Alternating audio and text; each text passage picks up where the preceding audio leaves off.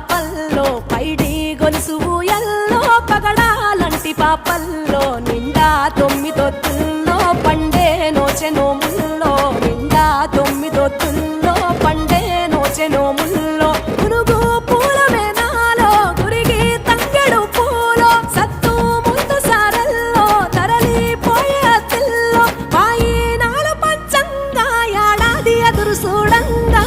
కొప్పులోని పువ్వమ్మ పాయి కాడి బొడ్డెమ్మ కొప్పులోని పువ్వమ్మ